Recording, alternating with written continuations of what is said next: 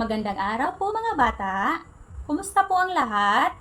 Mga bata, ako po ang inyong guro ngayon, si Ginang Gretchen Dukay. Pwede nyo rin akong tawagin Ginang Dukay. Bago natin simulan ang ating araw ngayon, tayo po ay manalangin. May I just pray. In the name of the Father, the Son, the Holy Spirit. Amen. Mga bata, gusto nyo ba kumanta tayo ng tatlong bibi? Okay. Sundan lamang natin nasa video. Okay, mga bata? Tatlong bibe ako nakita, mataba, mapayat mga bibe, ngunit ang may pakpak sa likod ay isa. Siyang nagsabi ng kwak, kwak, kwak, kwak, kwak, kwak, kwak, kwak. Okay, mga bata, na-enjoy nyo ba ang ating kinakanta ngayon? Okay, very good. Let's have a big claps to everyone. 1, 2, 3. Okay, pwede na tayong bumalik sa ating computer. So ngayon class, sa aralin natin ngayon, meron akong layunin sa ating tatalakayin. Ang unang layunin na ihahayag kung ano ang ibig sabihin, kung ano ang kultura at kaugnayan na konsepto nito. At ang pangalawa, na pahalagahan ang iba't ibang kultura sa bansa. At ang pangatlo ay na ilalarawan kung paano ang pamumuhay ng mga ninunong Pilipino noon. Sige mga bata, bago natin tatalakayin ang ating aralin ngayon, sino sa inyo ang makapagbibigay ng kung ano ang pinag-aaralan natin kahapon? Christy, meron kang sagot? Okay, ito ay ukol sa mga sinaunang Pilipino noon or ating mga ninuno. Okay, very good. Sundan niyo ako mga bata ha. 1, 2, 3. Very, very good. Ganyan lang mga bata ha. 1, 2, 3. Very, very good. Okay. Yan ang ating pambigay na pag-very good sa ating mga kaklase. Naintindihan mga bata? Ano yun? 1, 2, 3. Very, very good. Okay, naintindihan mga bata? At meron akong inahandang 11 letra. Ibig sabihin, 11, 11 na words dito sa screen. Okay, naintindihan mga bata? Dapat makinig kayong mabuti dahil sa katapusan or sa gitna ng ating klase, mayroon akong mga tanong sa inyo. Kung naintindihan ba niyo kung ano ang tinatalakay natin ngayon? Naintindihan mga bata? Okay, very good. So, makikita dito mga bata yung nasa pink. Diba? Ang una ay, ano yun? Basahin nyo? Kasuotan. Pangalawa, tahanan. Pangatlo, pagkain. Pang-apat, relihiyon. 5, kaugalian. Pang-anim, paniniwala. Pamahalaan. Edukasyon. Kasangkapan. Wika. At sining. So, ang tanong mga bata, alin dito sa tingin niyo sa 11 na letra dyan sa nasa pink ang material at dematerial na kultura? Naintindihan mga bata? Alin sa tingin niyo dito sa 11 letra na nasa pink ang material at dematerial na kultura ng Pilipino? Ngayon, tatawag ako kung ano sa tingin niyo, ito ba'y material at dematerial? So, Chloe Faye, sa tingin mo, ang kasuotan ay material o di-material na kultura? Kasuotan. Okay. Kasuotan ay material. Halata naman siyang, di ba, ang kasuotan yung mga ginagamit, isinisuot natin. Ito ay material. So, tatawag ako ng isa. So, sa tingin nyo, ang pamahalaan, ito ba ay material o di-material na kultura? Christy? Okay, very good. Ito ay di-material na kultura. Ang di-material na kultura ay wika, kaugalian, pamahalaan, paniniwala, relihiyon, edukasyon, at sining. At ang material naman na kultura ay tahanan, pagkain, kasuotan, at kasangkapan. Naintindihan ba mga bata? Ang di-material at ang material. Okay, very good. So ngayon mga bata, ang ating tatalakayin ngayon ay ang kultura ng Pilipino. Ano nga ba ang kultura? Ito ay ang mga nakagawiang mga gawain na nagpasalin-salin ng mga ninuno noon hanggang sa kasalukuyan. Gawa nila noong ating meaning mga ancestors natin, mga ninunong mga Pilipino. Noon hanggang sa kasalukuyan. Pilipino, 'di ba? Alam natin yung tayo mga Pilipino. Meron silang mga gawain ng mga ating mga ninuno na still ngayon is ginagawa pa rin natin. Ang kultura ay nahati sa dalawa. Yung sinasabi ko kanina na material at di material na kultura. Nasabi ko na kanina na ang material, yung mga makikita natin like mga material like ito, mga kasuotan, di ba? Ito ay material lamang. So yung di material like mga pamahalaan, like di ba, hindi siya material. So like kaugalian, di ba? Hindi yun material. So para maintindihan nyo kung ano yung material at di material na kultura, uunahin natin ang material. Di ba sa material meron yung 4. So unahin natin ang unang material na kultura. Ito ay ang kasangkapan. So noong unang panahon, hindi pa uso ang mga kasangkapan. Ngunit dahil matatalino ang ating mga ninuno, natuto silang gumagawa ng mga kasangkapan. Ginagamit nila sa pang-araw-araw na pamumuhay. Ating mga ninuno ay mga matatalino kaya nakagawa sila ng mga iba't ibang kasangkapan, which is ginagamit nila yun pang-araw-araw nila sa kanilang pamumuhay. Gaya na lamang ng banga, pana, na ginagamit nila sa pangangaso, huli ng hayop sa kaguba. Iba pang mga kagamitan tulad ng kutsilyo at itak.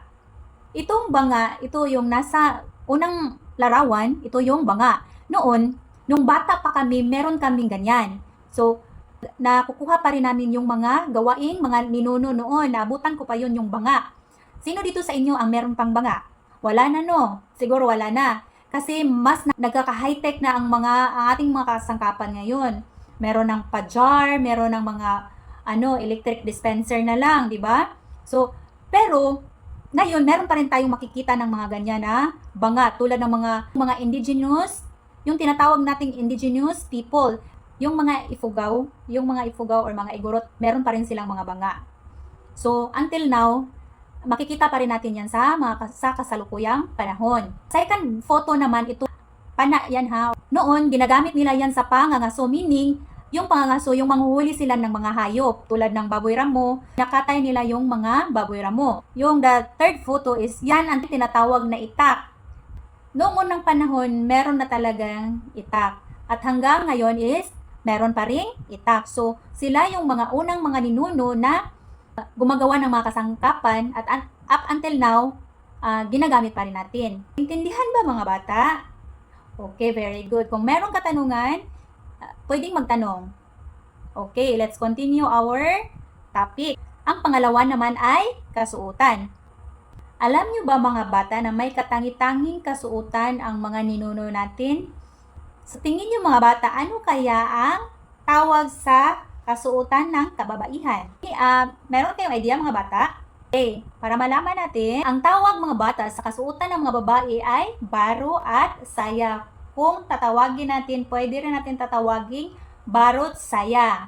Samantala, kangan, bahag at putong ang sa kalalakihan. At sa mga kalalakihan naman is ang putong yung nasa ulo nila, yung tangan is yung base nila dito, at saka yung bahag is dito. Diba ginagamit? Baro at saya mga bata, yung unang photo.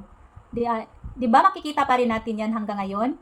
Yung baro at saya, diba mostly ginagamit natin sa mga mga traditional dance. So, yan, nakukuha yan natin yung mga kasuotan na ganyan dahil sa ating mga ninuno noon. Yan talaga ang mga katangi-tangi nilang kasuotan sa mga kababaihan. Yung baro at saya, ang baro yung ang upper at saya naman is, di ba, tayo ngayon is mini-mention pa rin natin, saya.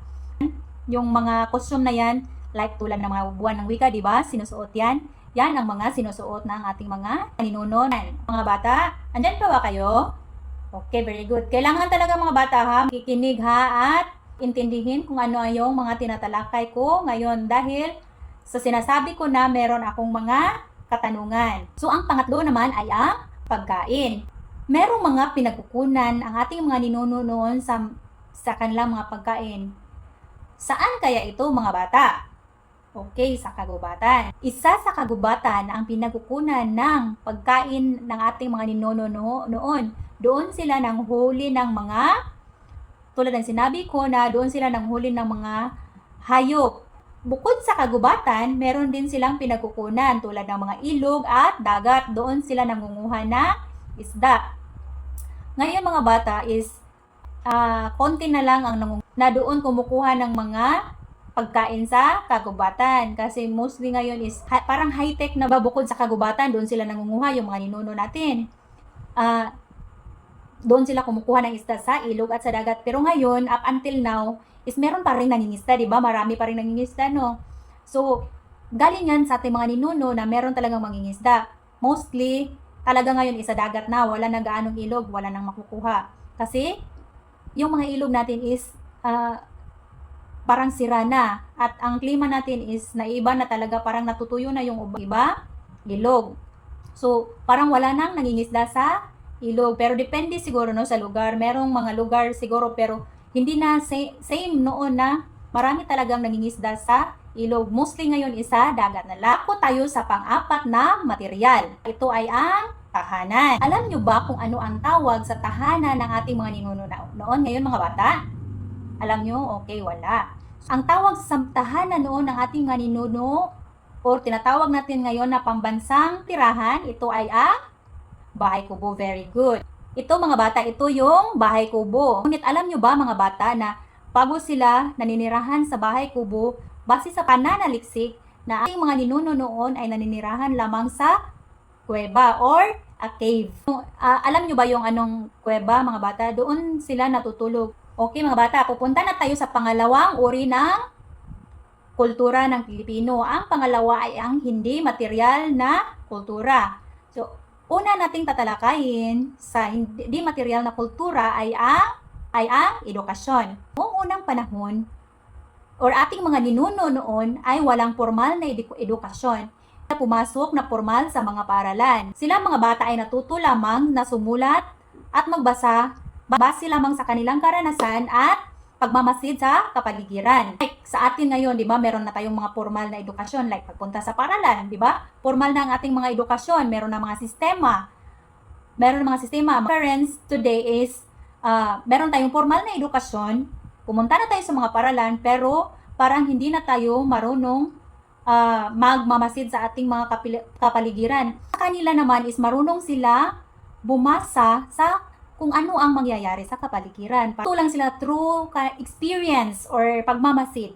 Yan ang mga ninuno natin. Naintindihan mga bata?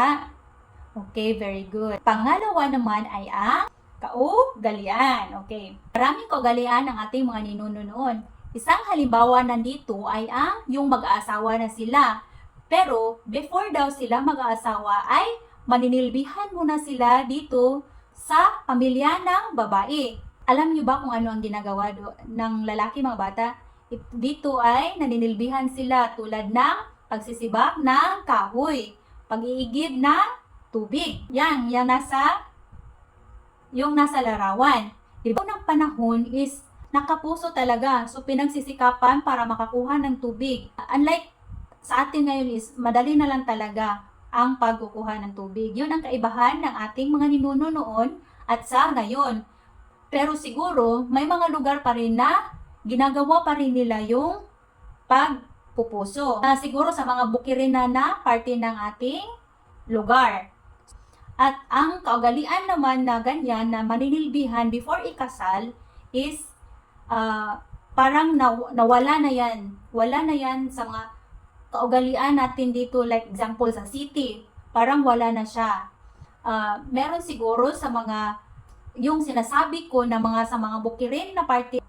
Ang pangatlong di material na kultura ay ang pamahalaan. So, ang pamahalaan noon ay tinatawag nila na balangay at may 3 pinuno. So, yung balangay ay kinukuha nila yun sa isang balangay, isang bangka na dumating dyan sa kanilang pamayanan na merong parang stranger ba na dumating. Tapos, namumuno sa kanilang lugar na galing sakay doon sa balangay. So, doon nila kinukuha yung balangay na word ng ating mga ninuno. So, sa atin ngayon ito ay barangay. Naintindihan ba mga bata? Okay, very good. Dadako tayo sa pang-apat na material na kultura. Ito ay ang relihiyon. Noong unang panahon, ang tawag sa kanilang Panginoon ay Bathala. Ang panglima, ito yung paniniwala na sabi ko, bukod kay Bathala, naniniwala rin sila sa mga diwata at mga anito. So, sa kanilang relihiyon, di ba? Ating relihiyon ngayon, may iba na tayong mga relihiyon, ano? So, sa kanila talaga is si Bathala. Di ba? At sa mga Katoliko naman, i-compare natin sa atin ngayon, ang ating paniniwala sa mga Katoliko ay, di ba, marami. Tulad ni Kristo, meron tayong mga tinatawag na mga rebulto, like example sila Mama Mary, o yan ang mga nakaugalian din natin na galing sa ating mga ninuno. Halimbawa ko sa diwata. Di ba mga bata, yung Bagyong Tino, di ba, na merong nangyari doon sa Bagyong Tino na mga sabi-sabi. Di ba sabi is super typhoon yun na maglandfall doon sa Luzon. Di ba after ng Bagyong Tino, di ba sabi is nawawala daw yung bagyo. Dahil sabi nila sa isang diwata na doon nakikita sa Luzon sa may Cordillera na part dahil daw sa diwata si Sierra Madre. Yung nasa photo is si Sierra Madre yan. Isa yang halimbawa sa mga diwata na sabi nila ay pinoprotektahan niya ang mga environment doon sa Luzon dahil ni diwata Sierra Madre.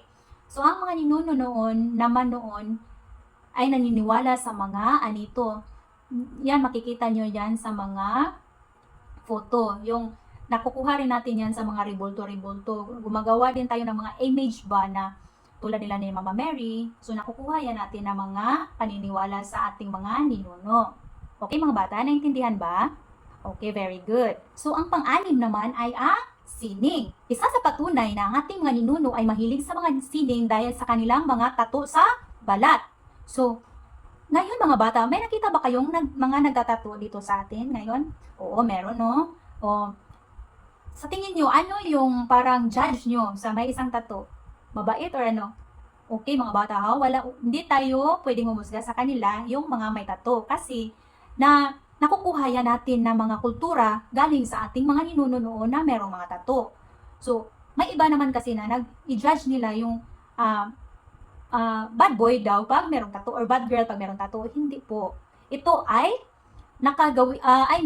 nasusunod natin yan sa ating mga ninuno. Yung tinatawag kasi yan na sining nila sa ating mga ninuno. Lapu-lapu. May marami siyang mga tattoo sa kanyang katawan. At ngayon mga bata is meron pa rin talagang magtatatato. Tulad na nasa photo, si nanay, makikita yan natin andoon sa bandang mga indigenous people, siya ay marunong talagang magtato, which is nakukuha pa rin yan sa ating mga ninuno ngayon. Ang pangpito naman ay ang wika. May mahigit na 100 wika ang ating mga ninuno ngayon. 100 meaning 100 na wika. Pero ngayon mga bata, sa ating wikang kultura ngayon dito sa Pilipinas is meron tayong 8 pangunahing wika. Ito ay ang Ilocano, Tagalog, Hiligaynon, Waray, Pangasinan, Bicolano, Bisaya at Kapampangan. Ito mga bata ha, ito ang 8 pangunahin na ating wikang ginagamit ngayon sa wikang kultura dito sa atin ngayon sa Pilipinas. Pero noong unang panahon is try to imagine 100 na wika. So, hirap magkaintindihan siguro, no? Pero magkaintindihan sila kasi ano yan, by rehiyon siya. Hindi siya ibig sabihin na 100 is in that one place. By rehiyon siya ang wika. Kaya nagkakaintindihan pa rin sila kahit 100 or 100 ang kanilang language. Wala na po ba kayong mga katanungan? Okay. Ano yan, Sofia? Katanungan mo, ito bang sinusuot natin ay parte ng ating kultura? Okay. Ito ay kasuotan natin ngayon na naiba na sa ating kultura, naiba na sa ating mga ninuno noon. Okay, any other questions? Okay, wala na.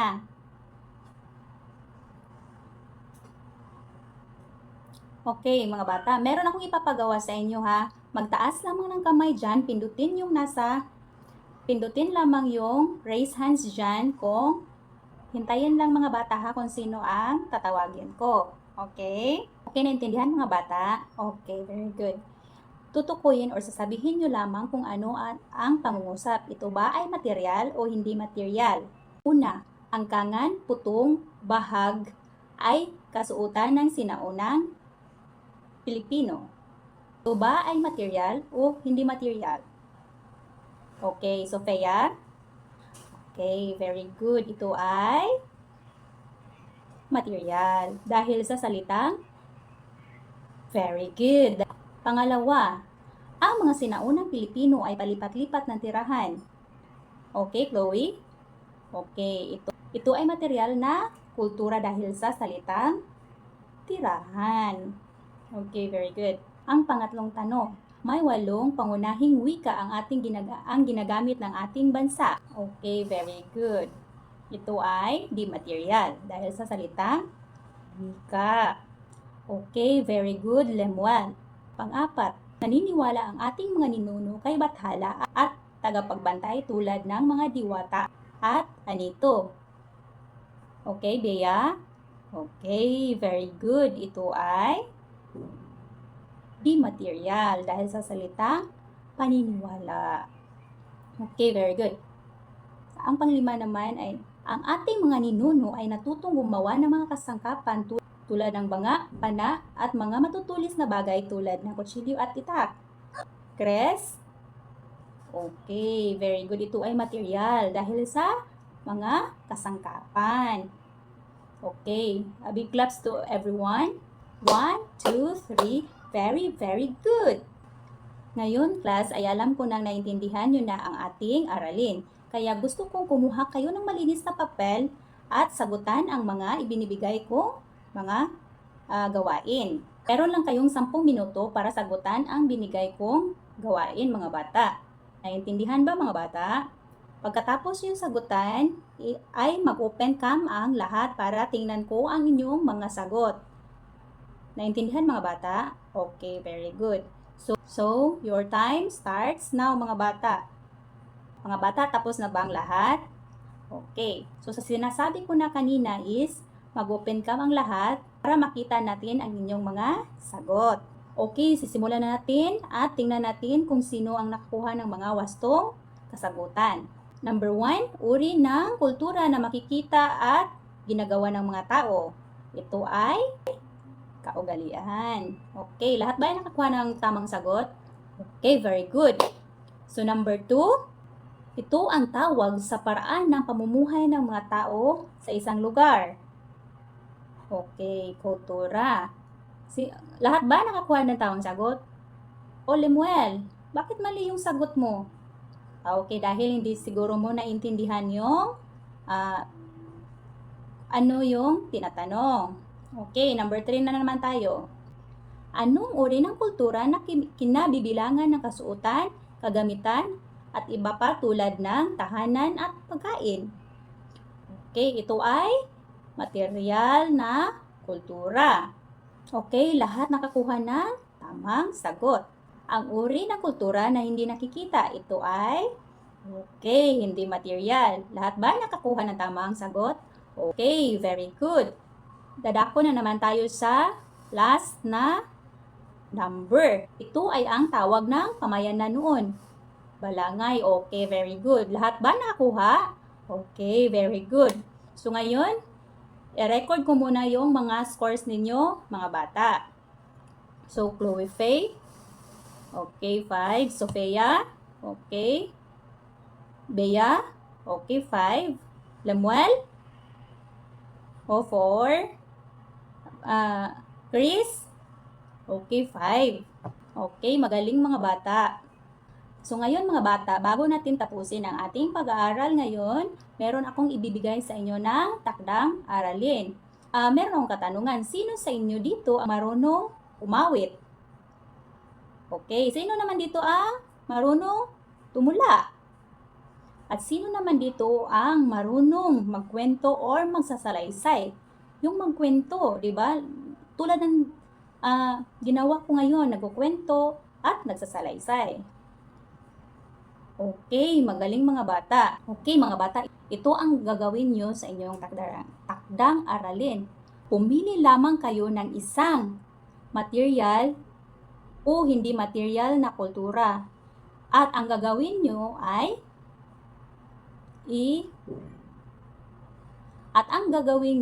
ilarawan nyo lang sa pamamagitan ng pagantaba, pagtula, or pagsasalaysay or pagkukwento. Intindihan ba mga bata? Okay, uulitin ko ha. Pili lamang kayo ng isang material o hindi material na kultura at ilarawan ito sa pamamagitan ng pag-awit, pagtutula, or pagkukwento or pagsasalaysay. Naintindihan? Okay, very good mga bata. Okay, para hindi makalimutan, kukunin nyo ang inyong mga kwaderno or yung notebook nyo na assignment at isusulat ang ating takdang aralin. Huwag na huwag itong kalimutan dahil tomorrow ay ipapabasa ko yan sa inyo isa-isa. Is it clear mga bata? Okay, very good. Huwag na huwag kalimutan lahat ng ating mga takdang aralin dahil ito ay gagawin yan natin bago tayo magsisimula bukas sa ating another topic. Okay, naintindihan mga bata? Clear na yon ha? Okay. Ngayon mga bata ay tapos na ang ating classes. Sana lahat kayo ay may natututunan kung ano ang ating tinatalakay ngayon. At maraming salamat mga bata sa inyong pakikinig sa akin. At paalam mga bata. Okay, paalam din. Bye-bye.